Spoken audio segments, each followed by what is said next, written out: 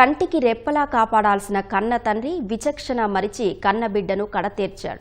తరచూ అనారోగ్య పాలవుతున్నాడని 3 ఏళ్ల కుమారుణ్ణి హతమార్చిన అమానవీయ ఘటన హైదరాబాద్ బండ్లగూడలోని నూరినగర్లో జరిగింది.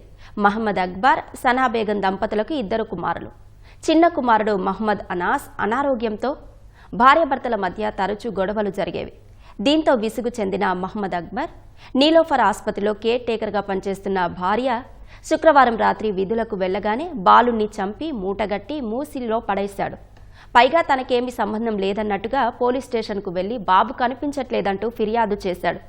కేసు నమోదు చేసుకున్న పోలీసులు ఇంటి సమీపంలోని సీసీ కెమెరాలు పరిశీలించగా తెల్లవారుజామున మహమ్మద్ అక్బర్ సంచితో వెళ్తున్నట్లు కనిపించింది. అనుమానం వచ్చిన పోలీసులు తమదైన శైలిలో ప్రశ్నించగా నేరం అంగీకరించాడు. పోలీసు బృందం నిన్న రాత్రి నుంచి బాలుడి మృతదేహం కోసం గాలిస్తోంది.